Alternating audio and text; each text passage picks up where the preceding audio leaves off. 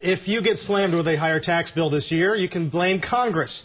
Time is running out for lawmakers to pass a patch that would prevent millions of Americans from getting hit by that evil AMT. On Capitol Hill, Congressman Thomas Reynolds, who first introduced an AMT fix back in February, joins us from the Hill. Congressman, good morning to you. Good morning. Can you believe we've gone this far? I mean, we are back this much against the wall at this point.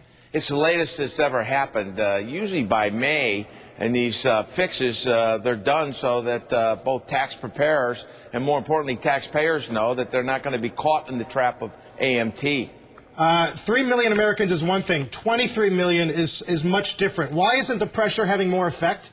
Well, I think people don't actually know they're caught up in AMT until their tax preparer says, we've had to do a run, you are now going to pay AMT. And that's when they first get startled with the impact of what I call the stealth tax, the AMT tax. Not only what IRS says, will there be about 24 million Americans affected by AMT alone, but another 25 million on the late payment and being hassled by the fact that there's been a delay in fixing AMT.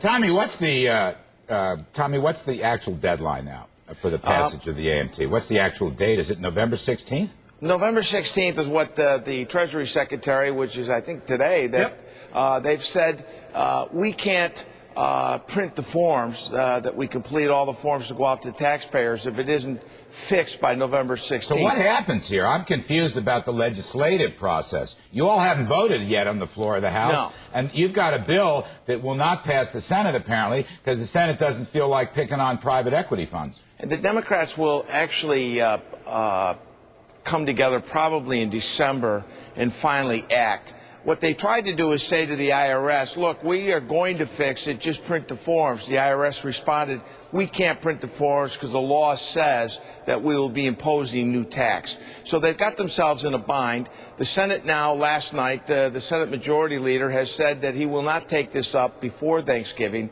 So the earliest we can address this is early December, when both houses come back to kind of put together the coordination of bills. It will be fixed when the Democrats finally pick a resolution of how they're going to address this. But they could have done my bill 9 months ago. Right.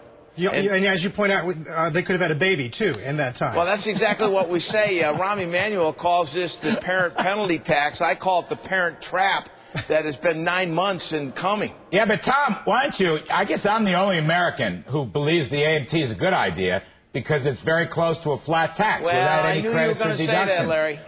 Why don't you take the top rate down from 28% to about 20%, keep those deductions and credit off, and we'd have a spiffy little supply-side flat tax fix. I thought you were in favor of the flat tax. I'm a supply-sider, as you well know, but I got to have parity across America, not just a little select few. And the Democrats still believe that rich people make about $250,000 in the household. I'm all for tax simplification. Democrats are against rich people? I've never heard that before. Is that really true, Tom? When you look at their proposals to fix a permanent reform of AMT, and by the way, I'm for repeal of AMT, their reforms say that they're going to relieve the taxpayer up to $250,000, and then they're going to phase it into a partial tax relief up to $400,000, where you get the full bullet. Did you know that Democrats are against rich people? I think it's just happened in the past couple of weeks. To me. I thought this was America, the land of freedom, economic freedom, capitalism. Tom Reynolds, I got to go and mull over this. I have never heard this before.